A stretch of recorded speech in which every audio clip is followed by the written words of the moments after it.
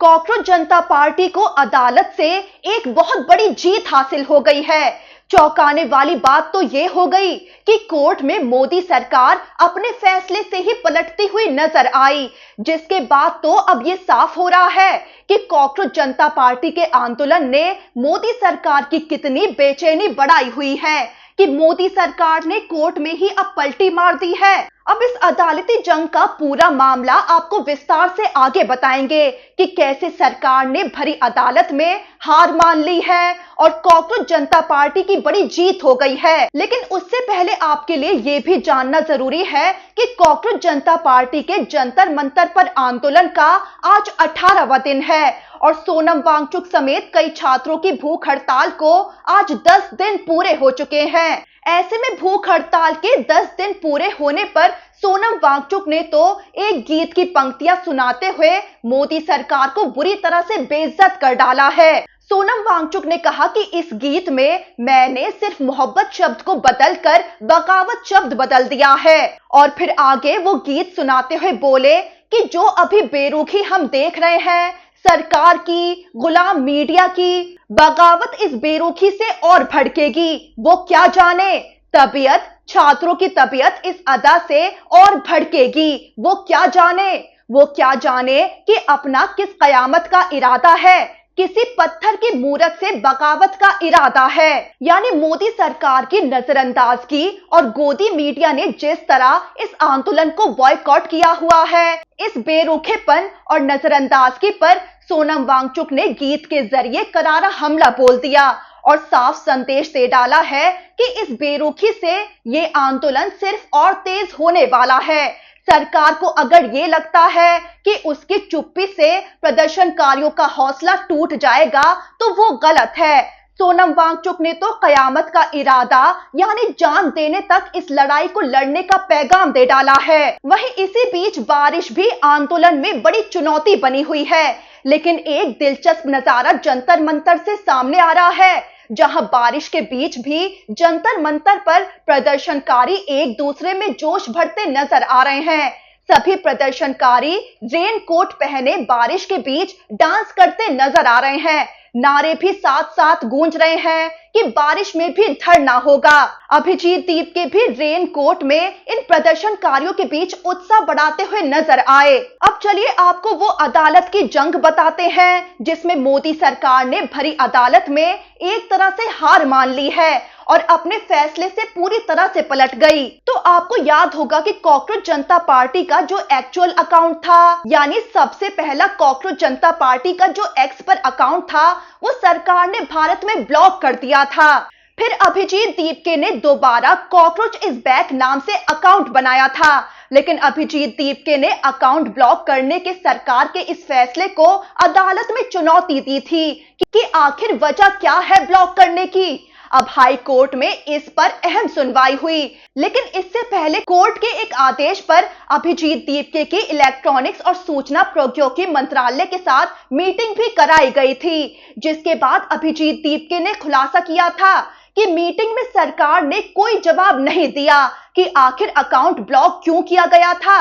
अभिजीत तो भड़क गए थे कि वजह को कॉन्फिडेंशियल बताकर सरकार बचने की कोशिश करती रही। अब अभिजीत दीपके का गुस्सा भी जायज था। अगर सरकार ने उनका अकाउंट ब्लॉक किया है तो वजह भी उन्हें बतानी चाहिए। खैर, अब हुई इस मामले पर दिल्ली हाई कोर्ट में सुनवाई, जहां सरकार तो अपनी बात से ही पूरी तरह पलट गई। दरअसल दिल्ली हाई कोर्ट ने कॉकरोच जनता पार्टी के आधिकारिक अकाउंट को फौरन अनब्लॉक यानी बहाल करने का आदेश दे दिया।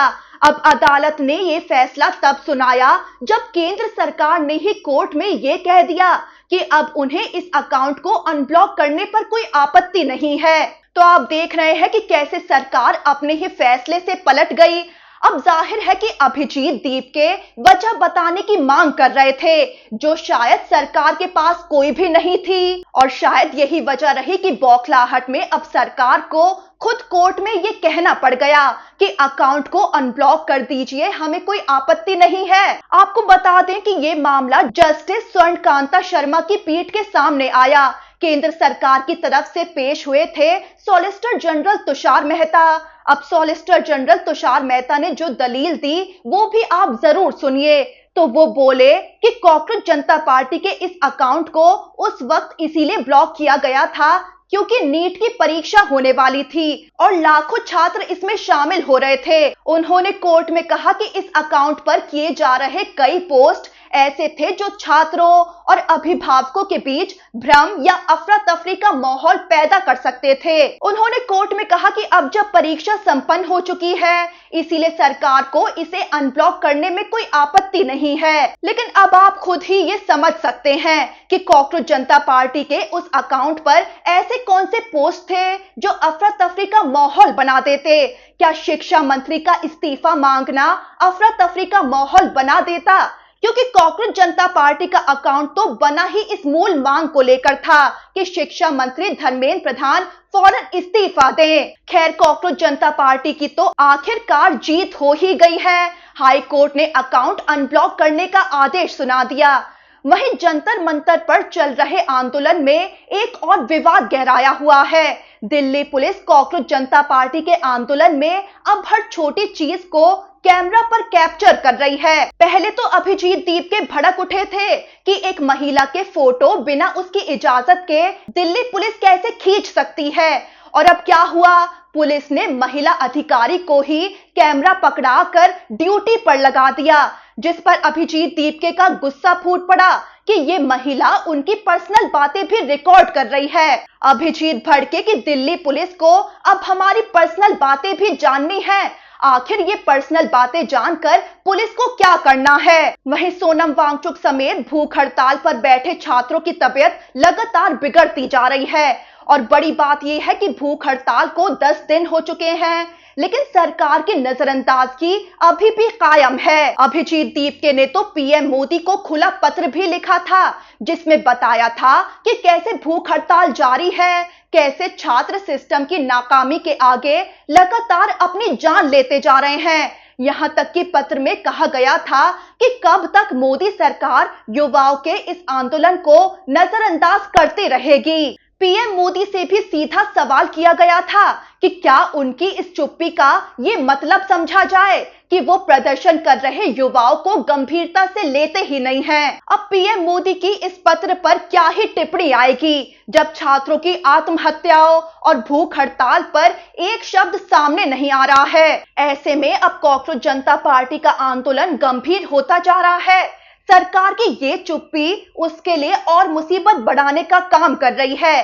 छात्रों में आक्रोश बढ़ रहा है कि सरकार इतनी निर्दयी कैसे हो सकती है कि बिल्कुल भी एक शब्द नहीं बोल रही है, ना आत्महत्या करने वाले छात्रों पर, ना ही 10 दिन से चल रही भूख हड़ताल पर। ऐसे में आंदोलन तेज होता देख अब तो राजनीतिक और जानी मानी हस्तियां जंतर मंतर पर पहुंचकर प्रदर्शनकारियों को खुलेआम समर्थन जाहिर कर रही हैं।